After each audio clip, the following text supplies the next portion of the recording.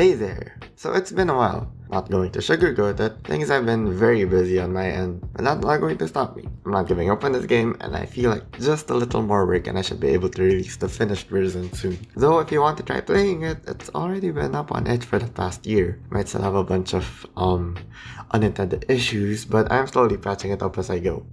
First things first, my game looks pretty Like, sure, I can just call it unfinished, but have you seen those other indie games on Twitter and YouTube? They're all so pretty. I have no idea how people are even able to make such beautiful art for their projects, much less game jams. So to remedy that, I set out to give my games feel a lot more cohesion. A lot of the current assets I use are just plain colored rectangles, and it just doesn't look nice. So first we dive into Pinterest and Google for some more ideas, but I already have a few good design pegs ever since the start of my development journey. Battle Network and Advance Wars have some pretty nice UI given that they're from the Game Boy Advanced era of games. I will never understand how people made games there, and if it's MIPS related, please don't lecture me, I'm good. Anyway, I always wanted my game to have that feeling of tactical combat, so information should be clear at a glance. At the same time, you won't always be looking at that interface in the main meat of the game. Another thing to take into consideration here is colors, and I hope by the end of development, the game would look really colorful. So in turn, I think the interface should be a bit limited in its colors.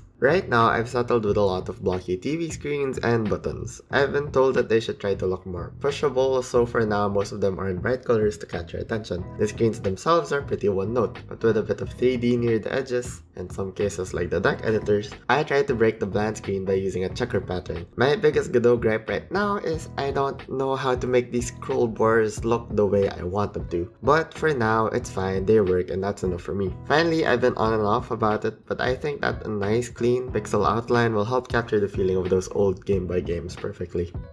A few logs ago, I talked about how I turned the spreadsheet into usable cards. Well, this time I turned spreadsheets into levels. On the left side here is basic information, what stage it belongs to, what difficulty level it has, and finally a code number. More exciting is the section here on the right. As I've discussed, each tile on the floor can be represented by its position like a grid, and likewise these headers represent each of those tiles. Under the right position, we have these number codes. Jumping to an adjacent sheet, we can see the codes corresponding to certain monsters. Then back in Godot, we can use these codes to grab the desired monster if I already made them. So back to scripting, we chunk these all by their stages, then group them by their level. Then to cut down on bloat, we can drop all the null cells and have a pretty slick looking JSON file. For its simplicity, JSON is quite a lifesaver, and being able to manage data into it can really save you a lot of time during game development.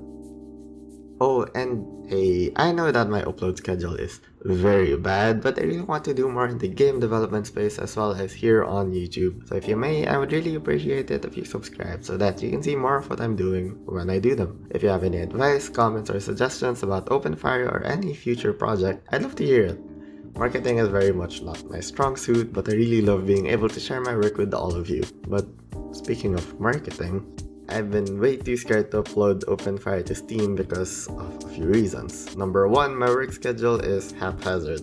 Number 2, I just don't have enough money to reasonably post it yet. And number 3, I am just not good at selling my game apparently. I sure hope these devlogs are convincing you to buy it in the future, but I feel like it isn't the most surefire way to get people to try it. I also have a Twitter that's just scraping by, and by scraping by, I'm not really posting on that much either. Trust me, I would love to see OpenFire on Steam, but I just can't convince myself to commit yet.